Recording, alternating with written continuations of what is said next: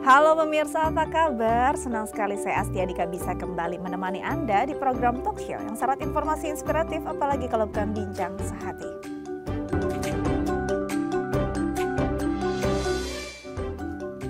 Pemirsa, bincang sehati, apa yang Anda pikirkan ketika mendengar kata pikun? Pasti mudah lupa, memorinya banyak yang hilang gitu ya. Kayaknya sulit untuk benar-benar mengingat lagi. Tapi ini pasti berkaitan dengan usia yang sudah lanjut. Nah, pikun sendiri memang berkaitan dengan fase penuaan dari seseorang. Tapi apakah pikun memang harus dipasrahkan begitu saja atau sebenarnya bisa dicegah nih dengan asupan atau nutrisi yang baik? Itu yang nanti kita akan bahas pada topik utama kita hari ini, yaitu mencegah pikun dengan asupan yang baik. Tapi sebelum itu kita akan bahas dulu nih mitos atau fakta seputar makanan. Satu persatu ya kita bahas.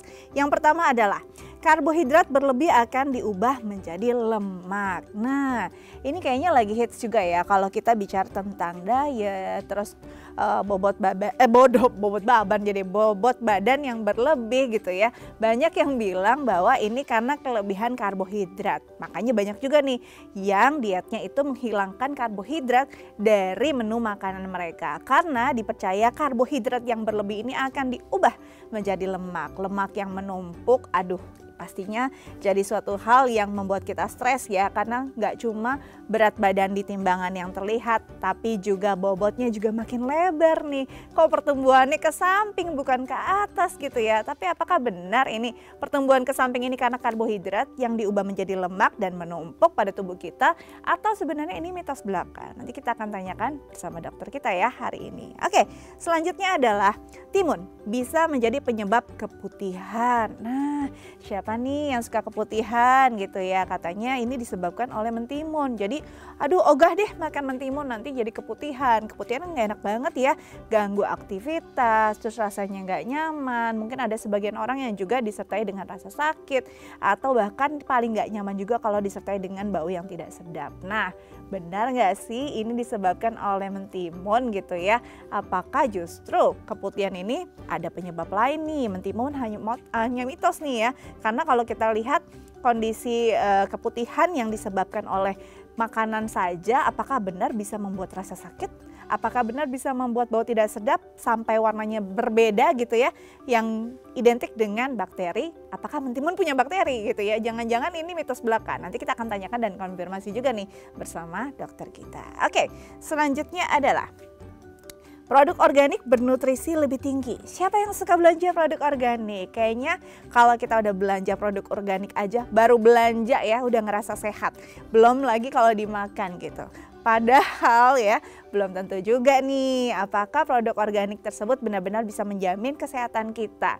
Apakah produk organik memang punya nutrisi yang lebih tinggi dibandingkan produk biasa gitu ya. Sejauh mana sih produk organik ini punya manfaat yang lebih atau manfaat yang efektif untuk kesehatan tubuh kita? Nanti kita akan tanyakan nih bersama dokter kita ya. Oke, selanjutnya adalah makan malam bikin gemuk. Waduh, kayaknya memang kalau bisa nih makan malam kita hindarkan. Waduh, kayak kalau udah lewat dari jam 5 saya udah nggak mau nih menyentuh makanan atau misalnya cemilan gitu ya. Saya mau cuma minum air putih aja. Nah, apakah benar sebenarnya yang membuat kita gemuk adalah si makan malam gitu ya? Yang makannya itu kira-kira biasanya tuh kisaran dari jam 6 sampai jam 8 malam. Ada juga yang makannya tengah malam bahkan gitu ya. Apakah itu memang adalah aktivitas yang bisa menyumbang bobot badan kita menjadi besar sekali gitu ya? Nah, itu yang akan kita tanyakan bersama dokter kita. Oke, selanjutnya adalah buah cukup untuk sarapan. Nah, ini juga nih biasanya kalau kita nih makan buah pagi-pagi merasa sehat nih, ini cukup kok buat sarapan kita karena mengenyangkan, terus kayak seratnya tinggi gitu ya, ada gulanya juga kok di dalam buah dan juga ada karbohidratnya juga, katanya seperti itu. Apakah sebenarnya buah ini cukup nih untuk sarapan kita, makanan untuk memulai pagi hari kita? Apakah buah memang nutrisi yang tepat untuk bekal kita seharian sebelum sampai ke makan siang? Nanti kita akan tanyakan juga nih bersama dokter kita, ini mitos atau fakta. Kita akan kembali tapi setelah jeda. Jangan kemana-mana, tetap bersama kami di Bincang Sehati.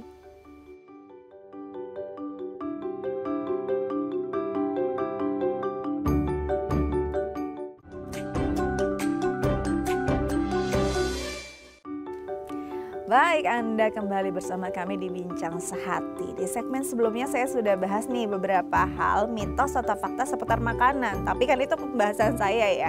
Pembahasan yang validnya harus kita konfirmasi bersama dokter kita. Hari ini yang sudah hadir bersama saya di studio ada Dr. Luciana Besutanto MS SPGK, spesialis gizi klinik dari Rumah Sakit Mitra Keluarga Kemayoran. Halo dokter, apa kabar? Ketemu Halo lagi juga. nih kita ya. Iya, selamat pagi Mbak Dika. Pagi, terima kasih sudah hadir di Bincang Sehati ya. Makasih Hari sudah ini kita diundang. bahas tentang makanan dulu nih. Sebelum masuk asupan nutrisi untuk mencegah pikun ya dok ya. Kita bahas mitos atau fakta seputar makanan yang mungkin selama ini dipercaya atau mungkin diyakini oleh masyarakat. Kita luruskan satu persatu ya dok ya. Yang pertama adalah mitos atau fakta sih dok, kalau karbohidrat itu kalau berlebih akan diubah menjadi lemak. Nah ini kan sering banget nih kita dengar juga banyak yang diet karbo karena nggak mau ada karbohidrat masuk ke tubuhnya karenanya nanti akan jadi lemak berlebih. Benar atau nggak, mitos atau fakta dok? Itu fakta, Itu tapi fakta. penjelasannya tidak sesederhana itu. Oke, coba dijelaskan.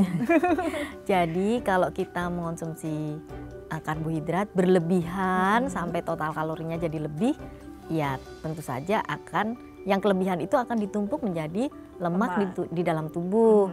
Dan kalau kita bicara lemak itu nggak hanya yang di bawah kulit ya Mbak Dika, tapi di dalam perut juga yang lemak visceral. Dan itu susah loh menghilangkan kalau nggak olahraga gitu. betul. Wah.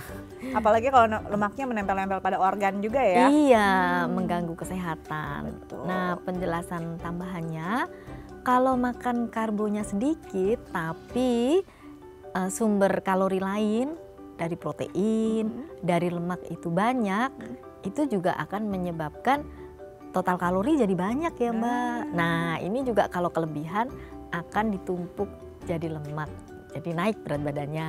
Tetap aja ya dok ya, walaupun kita misalnya nggak makan nasi atau sumber karbohidrat lain, tapi misalnya makan protein atau lemak yang memang kondisi lemaknya berlebih gitu, itu akan tetap jadi penumpukan lemak juga. Iya, dan kalau yang disebut karbohidrat kompleks cuma nasi, sebenarnya kan pilihannya banyak ya. Gak makan nasi, makan mie, bihun, ubi, singkong, apalagi pasta, makaroni. Udah makan makaroni katanya belum makan kalau belum makan nasi. Itu dia kan orang rasanya Indonesia ya, alasannya kalau belum makan nasi ya belum makan. Ya, terus kalau makan mie, semangkuk penuh mie, nggak ada isi lainnya. Ada sih, misalnya daging ayamnya 2 sendok, sayurnya 2 lembar. Itu dia Jadi tuh ya. kalorinya jadi banyak. Ada juga yang makan mie instan juga sama nasi ya dok ya. Nah. Double karbohidrat. Jadi memang sebenarnya karbohidrat itu tetap dibutuhkan oleh tubuh. Jadi nggak boleh dihindarkan sama sekali juga ya dok ya. Nah berarti kalau kita nggak mau si karbohidrat ini menjadi penumpukan lemak, berapa dong idealnya takaran karbohidrat yang yang cukup ideal gitu untuk kita? Jadi sekitar 1/3 dari piring yang kita makan. Oke, 1/3 dari piring. Ini katanya sama ya harusnya kapasitas atau harusnya sama besarannya dengan sayur.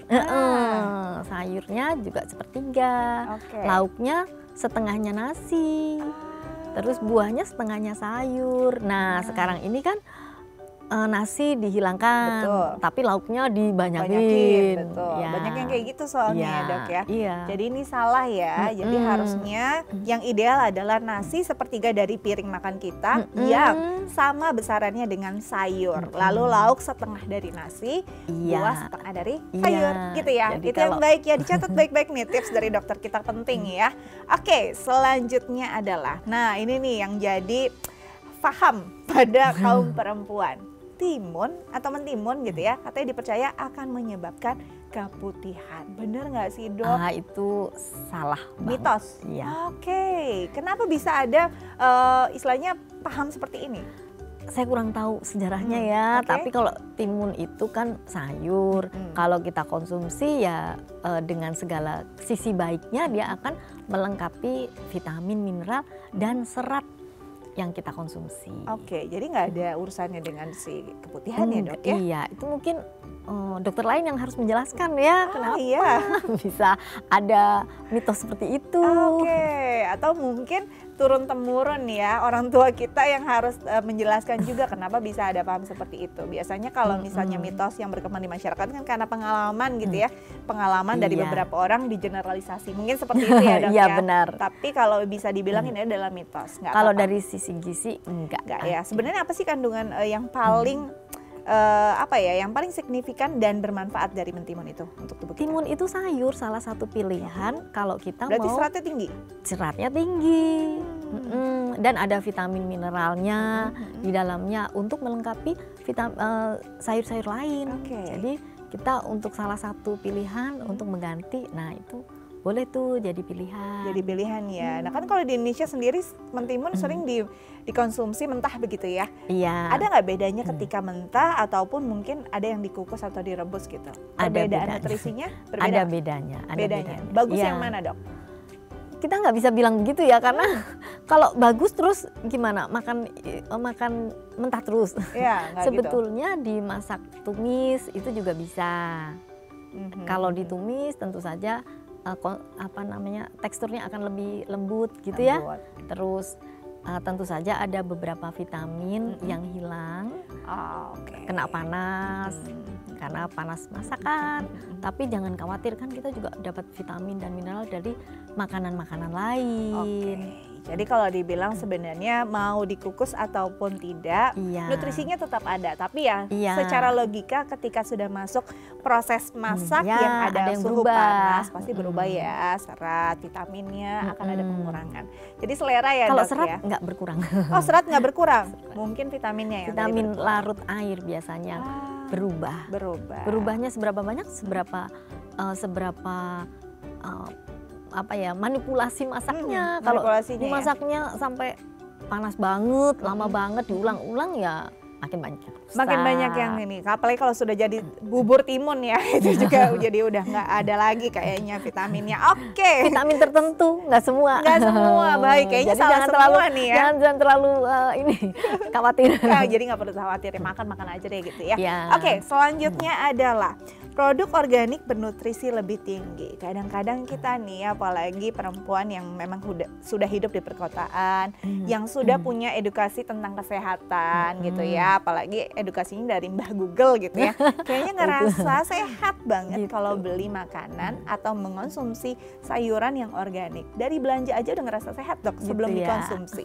Sebenarnya apakah memang begitu krusialnya produk organik dan tidak? Apakah memang kandungan gizinya akan jauh lebih baik ketika produk itu organik?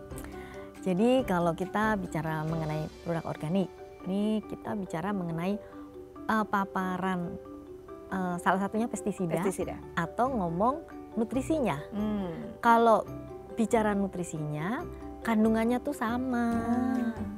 Tetapi kalau produk organik karena tidak tersentuh dengan harusnya ya tidak tersentuh dengan pestisida atau yang lain-lain yang seperti itu, berarti paparannya lebih rendah. Dan itu ada penelitiannya terbukti dari yang diperiksa waktu itu adalah kencing dari konsumsi makanan perbandingan keduanya ternyata lebih rendah paparannya di yang organik. Tapi nilai gizinya sama. Nilai gizi sama ya dok ya. Nah kalau paparan tersebut bisa nggak sih kita minimalisir misalkan dengan cara mencucinya atau seperti bisa. apa? Kalau yang di daun, yang nempel di luar. Tapi kalau yang masuk ke dalam bukan pestisidanya, tapi beberapa zat yang terserap ke dalamnya yaitu yang agak sulit. Agak sulit ya. Oke. Jadi memang bisa dibilang memang kalau kita lihat dari nutrisinya nggak ada yang berbeda. Kangkung ya sama-sama nutrisinya dengan kangkung yang lain gitu ya. Tapi memang ada paparan nih. Ya, paparan dari pestisida dan zat lain yang mungkin bisa terserap. Mungkin bisa. Ya, oke. Jadi sebenarnya nggak perlu terlalu takut juga ya selama cara mencucinya baik, cara masaknya juga baik. Mungkin kita akan tetap mendapat nutrisi yang tepat ya. Karena harganya juga berbeda banget ya dok. Dan sebenarnya paparan seperti itu juga bukan bidang dokteran ya yang ngatur ya, misalnya pangan dan lain-lain, mereka juga sudah punya aturan ya, jadi nggak ngawur gitu. Jadi sudah ada tatanannya lah, ada standarnya SOP, nggak mungkin sayur beredar di masyarakat tapi memang punya zat yang berbahaya. Nah, Semoga itu sih enggak ya, Dok ya. itu bidangnya POM dan Yes, bagian-bagian betul, lain. betul. Itu yang kita harapkan sama-sama Iya. ya. Jadi harus cermat juga nih kita belanja sayuran yang ada di pasaran. Oke, selanjutnya adalah makan malam bikin gemuk. Nah, ini juga yang sering dihindari nih. Nggak mau makan malam, soalnya bikin gemuk. Jadi makan malamnya di skip deh. Tapi ternyata paginya lapar banget, makannya jadi banyak. Sebenarnya ada pengaruhnya nggak sih kalau kita nggak makan malam dengan penurunan berat badan, atau kalau kita makan malam bobot badan kita jadi bertambah? Ini mitos dan fakta. Mitos dan fakta. Jadi bisa iya bisa enggak, tergantung makan malamnya itu yang dikonsumsi apa. Nggak Oke. usah makan malam makan siang juga, kalau kebanyakan kalori juga Sama berat aja badan. ya, Dok ya. Ya. Makan malam apa sih, Dok, yang biasanya akan membuat bobot badan kita tuh bisa bertambah? Makan malam yang kelebihan kalori. Oke, misalnya Kelebihan kalori ya per porsi Kebanyakan makan. gitu. Kebanyakan kelebihan dari yang kita butuhkan. hanya kuantitasnya, atau kadang-kadang kan gini, misalkan katanya kan satu piring atau satu mangkuk mie instan tuh kalorinya sama loh dengan misalnya satu porsi nasi dengan lauk yang cukup, misalnya seperti itu kan. Ini kalau dari kuantitas dikit kan, Dok, gitu ya. Apakah memang ada pilihan makanan yang lebih baik gitu kalau kita makan atau kita konsumsi di malam hari gitu? Jadi makan malam itu porsinya kayak tadi lagi. Oke, Ada tetap ya. karbo, ada sayur, ada lauk, dan ada buah. Nah, total kalori itu berperan penting. Karena malam hari aktivitasnya apa? Kalau rebahan di depan TV, rebahan pegang handphone, ya kebutuhan kalorinya rendah banget ya. Iya, betul. Karena kita jarang aktivitas ya Iya, kalau malam ya. kecuali malam masih apa ya? Masih syuting. Oh, masih Mungkin ya. syuting kalau malam ya. Nggak Malam apa-apa loh kalau saya syuting, makan malam malam berarti ya. nyanyi, terus malam ada acara dansa. Nah, itu butuhnya banyak tuh. Oke. Jadi kita perlu dansa kalau kita mau makan malam banyak ya. Nah, kalau security malam malam malah lebih sibuk kali ya. Jadi karena sebenarnya mondar-mandir. individual banget dong, Dok. Individual banget ya. Iya. Jadi tergantung kalau memang dia punya aktivitas malam hari yang cukup banyak, apalagi dia harus jaga malam. Ya. Tenaga medis yang harus Ya, jaga malam. jaga malam. Dia nggak boleh skip makan malam ya. Ya, tapi security depan CCTV? CCTV kalau duduk terus ya jadinya nggak banyak. Jadi banyak juga ya masalahnya ya, Dok ya. Iya. Oke, baik. Jadi memang ini sangat individu. Kalau Anda merasa Anda tidak terlalu banyak bergerak di malam hari, cuma benar. mager, Netflix-an atau main-main handphone ya, scroll-scroll Iya. TikTok, kayaknya mungkin makan malam Anda perlu diperhatikan kuantitasnya. Tapi kalau memang Anda seorang yang aktif di malam hari gitu ya, apakah Anda patroli, ronda gitu ya, atau dansa kalau kata dokter, mungkin Anda boleh dengan nutrisi yang cukup banyak gitu ya, tapi tidak boleh berlebihan kalorinya. Iya benar. Gitu dia. Tapi Itu yang paling tepat. bekerjanya misalnya ngetik nih, saya sepanjang malam ngetik, itu juga tetap butuh makan karena Oke. otak kita juga butuh glukosa Yes. atau gula untuk dikirim. Ya. Jadi konsumsi tapi jangan banyak-banyak. Ya. Misalnya biskuit, jangan satu bungkus kali Iya, ya, 2 keping lah ya, 2-3 Dok ya. keping, susu 1 gelas mungkin itu. Baik, jadi memang itu sangat individual. Kita lanjut lagi ya, Dok ya. Terakhir nih, Dok, buah cukup untuk sarapan. Jadi makan buah udah deh. Sekarang juga banyak nih yang makan buah aja untuk sarapan, kayaknya cukup mengenyangkan dan itu cukup untuk saya 1 hari sampai saya makan siang. Benar atau tidak? Mitos atau fakta? Tidak cukup. Tidak cukup. Oke. Karena kita harus makan sehari 3 kali. Seperti tadi yang Mbak Dika sudah hafal tuh kayaknya yang Udah hafal ya? makan sepertiga, sayurnya sepertiga, lauknya 1/6, Iya. buahnya 1/6. Itu idealnya tuh sehari 3 kali. Kenapa? Karena kita membutuhkan kelengkapan itu dalam 1 hari. Jadi tidak bisa diborong siang hari aja, itu nggak begitu fisiologi Jadi nggak tubuh. bisa ya. Ini adalah mitos. Jadi cuma makan buah untuk sarapan sepertinya tidak cukup ya untuk nutrisi Anda sampai makan siang. Baiknya tadi dengan porsi yang ideal. Oke, Iya, benar. nanti kita lanjut lagi dengan topik utama kita, asupan nutrisi yang baik untuk mencegah pikun. Tapi kita harus jeda ya, Dok ya. Pemirsa jangan kemana-mana, tetap bersama kami di Bincang Sehati.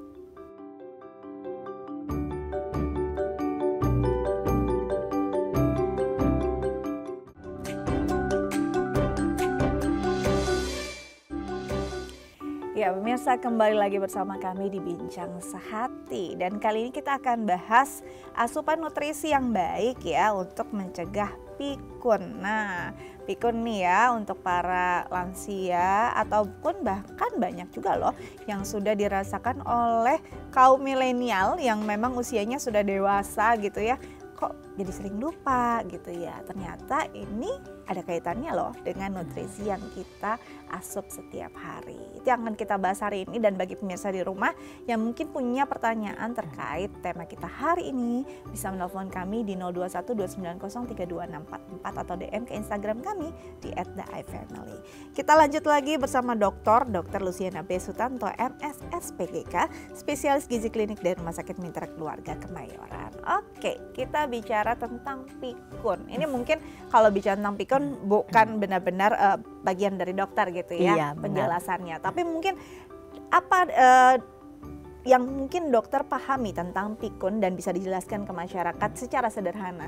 Pikun itu sebenarnya apakah proses alamiah yang memang pasti akan dia lalui oleh lansia? Boleh menjadi alamiah kalau nanti kita sudah tua banget gitu. Kalau sudah tua banget. Kalau sudah tua bangetnya tuh berapa kalau misalnya? Karena semakin kita tua itu organ tubuh kita bukannya semakin bagus. Betul, menurun ya Dok ya. Berarti pada suatu saat bisa ketemu urusan itu. Oke, bisa bertemu dengan kepikunan pada usia yang sangat lanjut. Seharusnya mungkin kalau kita sudah lihat tuh nenek kita atau eyang kita, opa kita gitu ya. Umur berapa? Umur berapa tuh kira-kira ya, mungkin 70-80 gitu ya. Nah, tapi banyak juga yang ingatannya masih bagus. Masih itu bagus, tuh yang sebenarnya harus jadi contoh kita ya. Gimana caranya kita bisa di usia seperti itu masih dengan ingatan yang baik. Nah, kalau kita bicara tentang kemampuan kognitif, lalu kemampuan mengingat, ini kan bukan cuma pada lansia, dari anak-anak juga sebenarnya selalu dilatih, selalu istilahnya selalu jadi hal yang disupport. Supportnya gimana sih? Pasti lewat makanan. Mau gimana lagi dong ya? Salah satunya dengan makanan. Sebenarnya benarkah ada korelasinya kemampuan mengingat dengan makanan yang diasup oleh seseorang? Silakan Dok. Secara langsung kadang-kadang tidak bisa kelihatan ya, tapi kalau ini pada riset anak-anak nih ya, yang sarapan dibanding tidak sarapan, ternyata yang sarapan itu nilainya lebih bagus daripada yang tidak sarapan. Betul. Artinya pada saat belajar konsentrasinya lebih terganggu. Kalau yang tidak berarti lebih konsentrasi gitu ya. Ternyata juga pada karyawan itu kesalahan kerjanya lebih tinggi pada yang tidak sarapan. Kesalahan kerjanya lebih tinggi pada yang tidak sarapan. Wow, nih para pekerja jadi yang nggak sarapan, kesalahan kerjanya bisa lebih tinggi loh. Apalagi kalau sarapannya gorengan ya Dok ya. Itu juga bisa. Bisa juga, karena batuk-batuk ya Dok ya. Iya.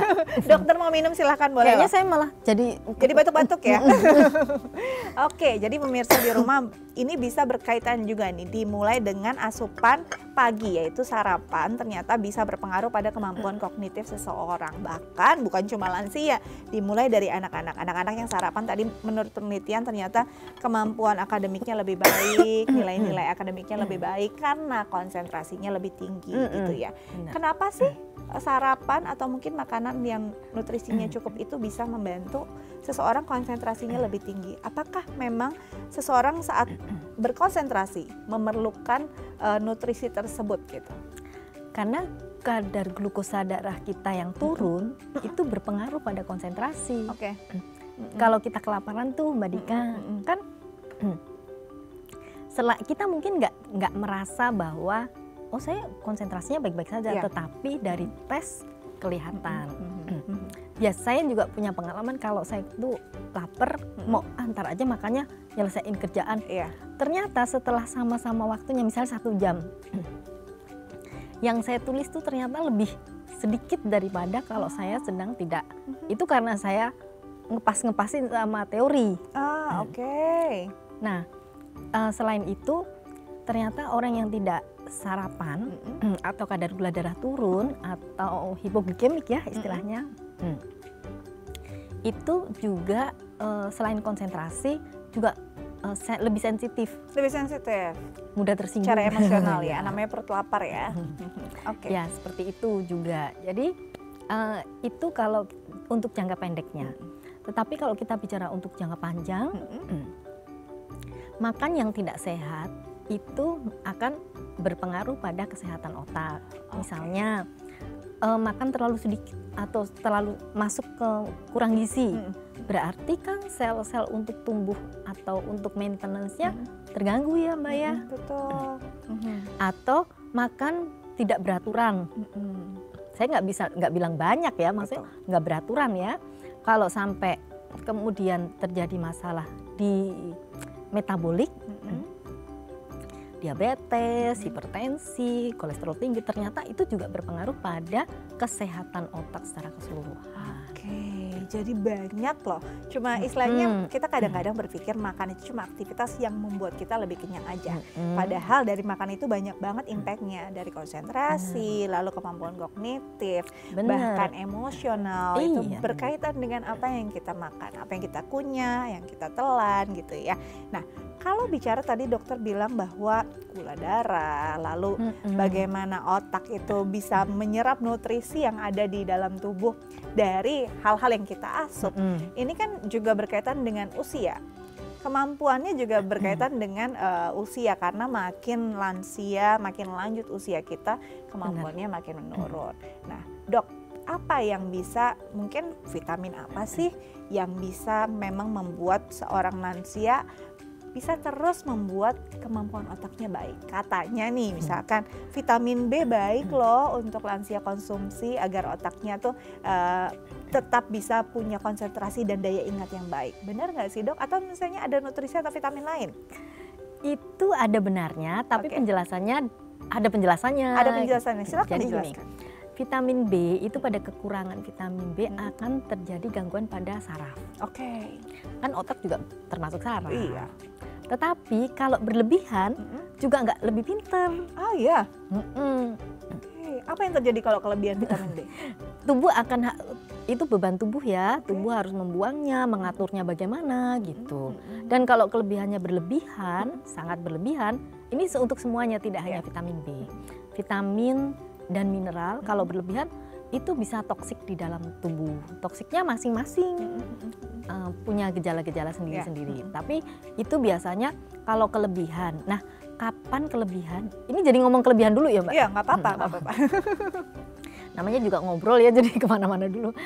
Kalau kelebihan itu biasanya dari suplemen dosis tinggi yang dikonsumsi terus-menerus. Itu benar sekali. Kalau dari makanan itu dikatakan jarang terjadi. Jarang terjadi karena kalau dari makanan juga berapa sih yang bisa kita serap dosisnya ya? kecil, tetapi jangka lama kalau kita menghindari makanan-makanan tertentu itu bisa terjadi kekurangan atau defisiensi zat-zat tertentu. Oke, jadi kalau dari makanan hampir tidak lah ya, tidak akan menjadi menyebabkan kelebihan tadi vitamin B. Tapi dari asupan yang istilah suplemen. Makanan yang dari suplemen dosis tinggi terutama dikonsumsi terus-terusan itu bisa menyebabkan kelebihan. Oke. Dan kalau kelebihan nggak lebih pinter. Nggak lebih pintar, malah jadi ada masalah baru. Nah, kadang-kadang kalau kita bicara tentang suplemen maunya instan, apalagi kalau kita lihat nenek kita atau orang tua kita yang makannya sudah nggak bisa banyak, aduh kayak takut kurang gizi nih, kasih suplemen deh yang dosisnya tinggi. Ternyata ini bisa berdampak kurang baik juga. Kita akan bahas, tapi kita jeda dulu ya Dok ya. Pemirsa jangan kemana-mana, tetap bersama kami di Bincang Sehati.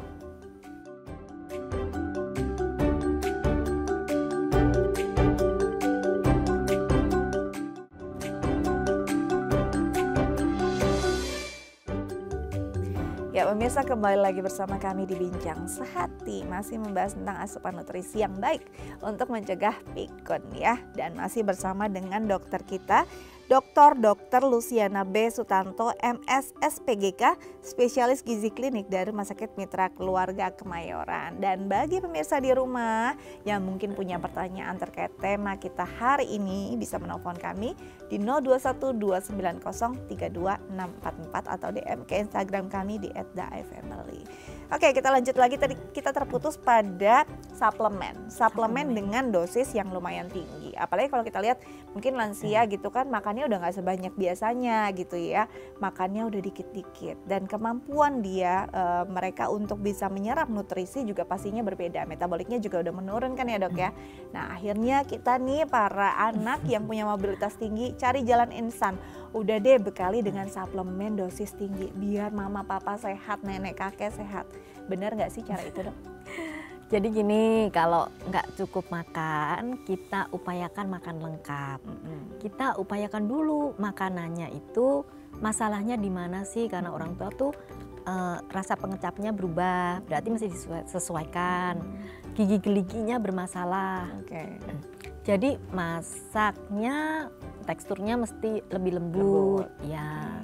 Jadi itu dulu deh, misalnya dibuat misalnya kayak perkedel gitu ya. Atau dibuat seperti pasta atau bubur kental, ya itu kan bisa. Tapi tetap harus lengkap gizi. Nah anaknya dulu udah lengkap gizi belum? Nah itu dia, kalau anaknya kitanya aja masih junk foodan ya dok ya. Kalau anaknya nggak lengkap gizi, dia juga nggak bisa menyiapkan lengkap gizi untuk orang tua. Setelah itu, kalau misalnya benar-benar bermasalah, biasanya sih kita bisa cek ini ya, cek kadar-kadar di dalam darah ya. Sekarang kan banyak tuh pemeriksaannya. Kalau ada, biasanya ada keluhan, dokter menganjurkan pemeriksaan. Nah kalau sudah seperti itu, kalau ada kekurangan atau defisiensi salah satu zat gizi, itulah baru harus dikejar dengan suplemen, tetapi sekarang istilahnya nutraceutical, dari nutrisi dan farmaceutical. Jadi ini sudah bentuknya seperti mengobati kekurangan vitamin. Ya itu biasanya dosis tinggi dengan anjuran konsumsi yang udah kayak obat deh gitu. Nah kalau kita mau memberikan dosis kecil sehari-hari itu masih bisa. Misalnya orang tua mungkin lebih gampang sirup kali ya gitu. Dosisnya kecil. Nah ini untuk melengkapi itu bisa kita lakukan. Nah dosis ini penentuannya apakah harus lewat dokter atau memang untuk dosis yang tadi dokter bilang dosis kecil lah dok? Dosis harian? Ya dosis kecil itu biasanya di bawah dari kebutuhan sehari-hari. Oh, berapa sih dok biasanya yang masih dalam dosis kecil dan kita tidak perlu berkonsultasi, ada nggak? 10% sampai 25% dari kebutuhan sehari. Contohnya apa ya, misalnya vitamin C paling gampang. Vitamin C itu kebutuhan kita kan sekitar 90 mg ya. Nah kita konsumsi sehari-hari misalnya 25 mg itu nggak apa-apa. Tapi kalau kita konsumsi buahnya lengkap sehari 3 kali gitu, ya sebetulnya sudah cukup. Dan nggak, vitamin C nggak hanya di buah ya, ada di sayur juga, mungkin dengan dosis yang lebih kadar yang lebih kecil dari di buah. Jadi sebenarnya anjurannya adalah makan sehat lengkap. Jadi anjurannya tuh makan sehat lengkap, bukan ke apotek beli vitamin. Sebenarnya itu ya. Tapi kalau memang ada defisiensi vitamin ya mau nggak mau. Biasanya tuh ditandai dengan apa? Kan kita nggak tahu nih dok, apakah oma opa kita di rumah atau mama papa kita nih defisiensi nggak sih terhadap vitamin atau nutrisi tertentu. Biasanya ada khas nggak? Misalnya kekurangan vitamin D. Mereka tuh punya keluhan apa misalnya? Atau kekurangan vitamin B, keluhannya mama papa atau oma opa ini apa sih biasanya? Kalau makanannya lengkap, kita tidak mencurigai hal-hal tersebut. Betul, pasti. Kalau nggak lengkap, dok, kita dari keluhan dulu. Iya, keluhannya apa? Kalau ada keluhan ya ke dokter dulu. Nanti dokter yang akan. Nah, sebelum ke dokter kan pasti ada keluhan yang pasti kita tahu nih. Apa sih biasanya keluhannya yang paling mereka biasa keluhkan gitu? Apa misalnya ya? Nyeri atau apakah? Nyeri mungkin kurang gerak malahan orang tua sekarang. Bukan kekurangan apa. Itu orang muda juga ya. Orang muda juga nih, nggak cuma lansia sering nyeri. Atau mungkin udah mulai kita ngelihat orang tua kita kok kayaknya kalau misalkan ngomong nih udah mulai sering lupa nih. Apakah itu udah mulai jadi alarm kita ajak mama papa atau oma opa ke dokter? Kalau lupa boleh kita ajak ke dokter untuk cek apakah sudah ada gejala demensia yang kemudian mengarah ke penyakit, misalnya jadi Alzheimer atau Alzheimer ya. Tapi kalau misalnya lupanya itu kadang kita juga lupa ya, kalau kita lagi nggak konsen, kalau misalnya ini ketemu kenalan namanya siapa sih? Minggu depan ketemu lagi siapa namanya ya? Nah waktu itu kan kita konsentrasinya tidak di namanya orang itu, jadi mungkin lupa. Jadi apa dong tanda yang khas dari kepikunan seorang manusia kalau kita juga udah sering pikun yang mana yang anak muda nih? Lupanya itu serius kali ya. Serius, seperti apa misalnya? Lupa rumah kali ya dok ya? Wah itu benar-benar sudah serius. Benar-benar serius banget ya dok. Sudah serius, lupa pulang ke rumah. Nah misalnya lupa urutan-urutan anak di rumah, anaknya banyak. Saya bukan gitu tiba-tiba ya, itu perlu diperhatikan gitu ya. Atau ada halusinasi juga, kita nggak lihat, dia lihat misalnya ada apa, ada semut, mana semut, nggak ada gitu, ada ular gitu ya. Nah ini udah mulai delusi, halusinasi ya. Ya itu mungkin memang harus konsultasi ke dokter. Langsung harus konsultasi ke dokter. Ada nggak sih dok misalkan makanan atau mungkin tadi kan dokter sendiri makanan yang tepat makanya nutrisi yang harus lengkap. Itu yang harus kita upayakan supaya seluruh tubuh mendapat maintenance yang baik termasuk otak. Nah makanan-makanan yang memang sumbernya alami baik untuk otak apa aja dok? Otak itu bagian dari tubuh ya. Betul. Jadi nggak bisa kita ini buat otak, yang ini buat nggak bisa. Tapi kan kadang-kadang kita sering dengar tuh, oh ini nih bagus untuk otak karena ada mencegah AHDHA-nya gitu, misalnya. Ginkgo biloba gitu ya. Iya dari beberapa penelitian. Tapi jangan lupa makan lengkapnya harus bagus. Karena makan zat-zat itu dia tidak bekerja dengan baik kalau kelengkapan zat gizinya nggak dipenuhi. Jadi memang harus lengkap deh intinya itu ya. Nah, dengan tadi dokter bilang kalau sudah ada kondisi-kondisi yang memang sudah memprihatinkan ya sampai lupa rumah, urutan anak, cucu sama anak kebalik-balik nih mana cucu mana anak gitu Bawa ya. ke dokter. Mau ke dokter deh ya. Nah kalau memang ternyata selain memang ada gangguan secara kognitif karena penurunan, ini kan perlu disupport dengan tadi dosis tinggi juga ya vitaminnya. Ada tidak sih gangguan yang bisa mengikuti si lansia tersebut atau oma opa kita ketika minum suplemen dengan dosis tinggi? Apakah ginjalnya dia perlu minum air putih lebih banyak atau seperti apa dok? Kalau dosis tinggi itu memang ranahnya dokter ya. Jadi nanti dokter yang memikirkan ini akan mengganggu apa dan dokternya biar menjelaskan. Karena kalau di awam itu tidak bisa seperti itu ya. Biasanya dokter membekali pengetahuan pasien dengan apa sih dok? Misalnya ini ibu atau nenek, kakek minum dengan dosis tinggi. Apakah perlu makan lebih atau misalnya minum lebih banyak? Mungkin olahraga akan lebih dijawab. banyak. Mungkin kalau olahraga kasusnya itu olahraga mah anjuran lain yang mungkin seimbang ya. Jadi dari kekurangan zat gizinya ini loh suplemennya dosis tinggi. Jadi dikonsumsinya nggak boleh berlebihan. Disertai misalnya tadi contohnya minumnya yang banyak misalnya gitu.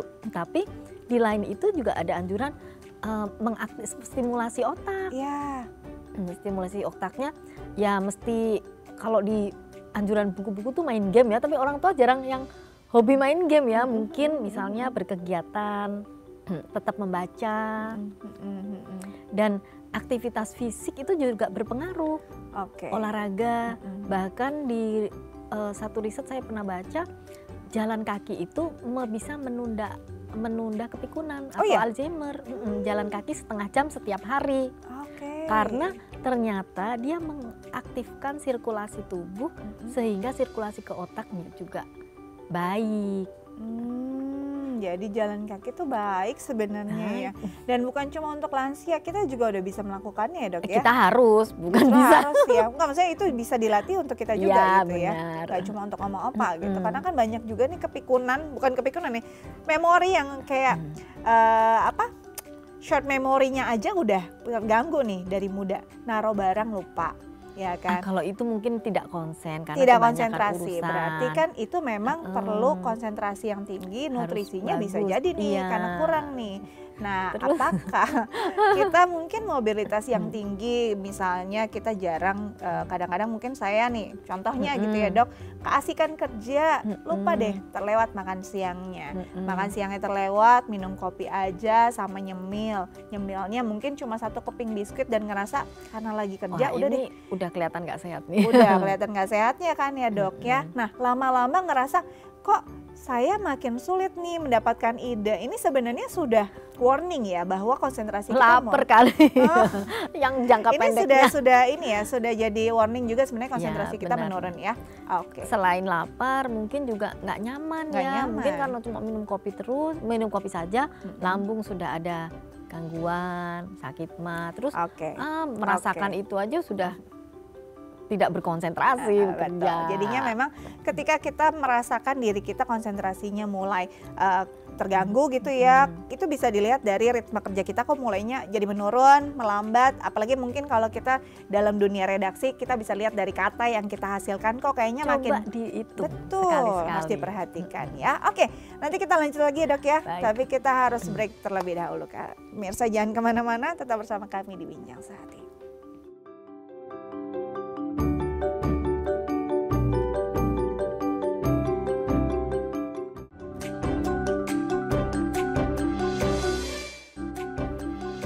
Baik pemirsa, kembali lagi bersama kami di Bincang Sehati, masih membahas tentang asupan gizi yang baik untuk mencegah kepikunan. Kepikunan gak cuma untuk lansia ya, karena manusia yang dewasa ini juga sering banget udah sering lupa. Karena konsentrasi kurang berkaitan juga dengan asupan nutrisinya yang mungkin bisa kurang gitu ya.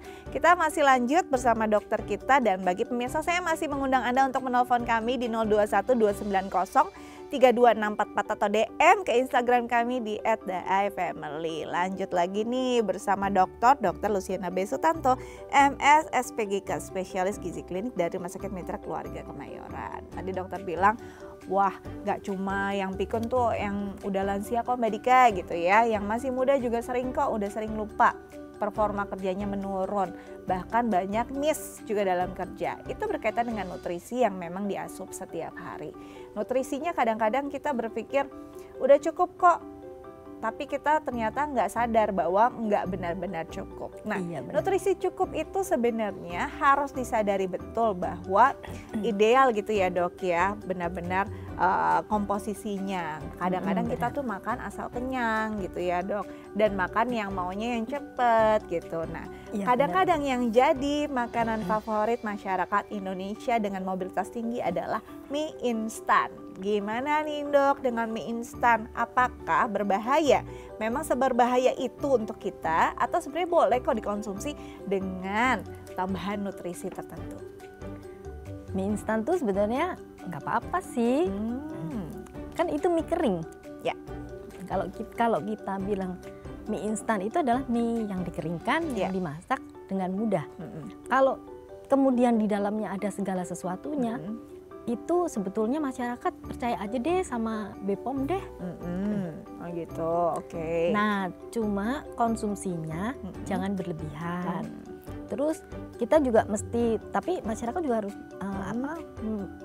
punya ide untuk membaca fakta gizi.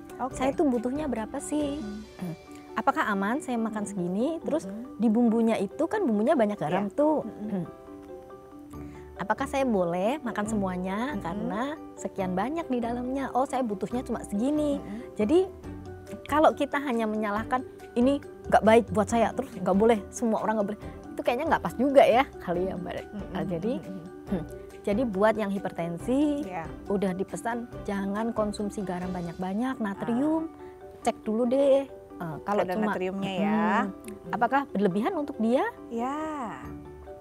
Jangan-jangan dari mie instan sebungkus dimasukkan, tapi sesudah itu dia konsumsinya berlebih-lebihan. Misalnya makan apa tuh yang suka ditabur-tabur garam tuh, emping ya Mbak ya, emping taburan garamnya banyak.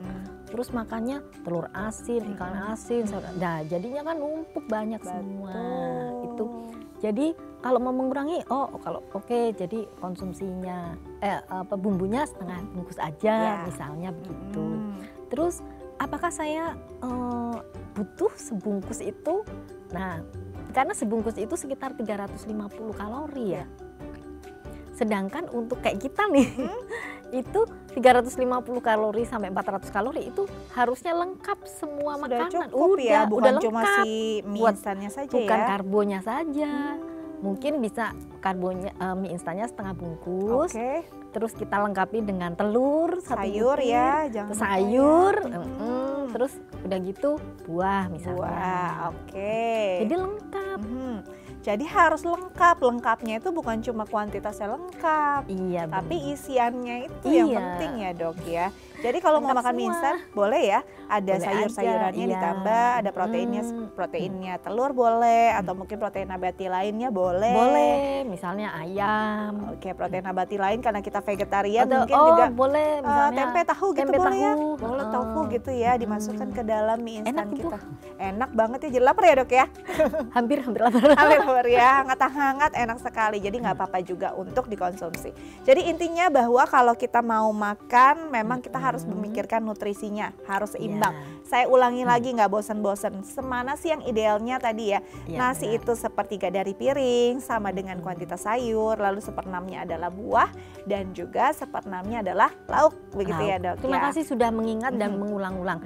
Meskipun kenyataannya udah diulang-ulang juga nggak diikuti. Dan ikutin, jadi nih sebisa mungkin sebaiknya pemirsa Bincang Sehati sudah di luar kepala ya. Iya, Tadi porsi idealnya, karena itu dari sepiring makanan kita ini bisa berpengaruh pada kesehatan kita jangka panjang. Betul. Ya, ini penting sekali dan ini nggak cuma untuk kesehatan, ternyata juga buat kemampuan konsentrasi otak kita, bukan cuma si anak-anak, yang dewasa bahkan lansia. Jadi jangan sampai kita umur 70 tahun udah lupa ya dok ya, urutan anak, urutan saudara gitu ya, apalagi Iya, lupa bener. rumah kita, jangan sampai nggak pulang ke rumah Oh, gitu gitu. ya. Ke hotel bahaya. dong. Hotel dong ya, itu sih liburan, staycation kesukaan kita pastinya ya dok ya. Oke, baik, itu dia tips dari dokter saya hari ini sudah dicatat semua, pastinya berguna untuk Anda di rumah ya. Pemirsa jangan lupa untuk selalu saksikan Bincang Sehati dari Senin hingga Jumat live jam 10 pagi hanya di DAI TV. Terima kasih banyak dokter, semoga bisa terus berbagi inspirasi untuk pemirsa Indonesia. Saya Astia Dika, pamit undur diri, sampai jumpa.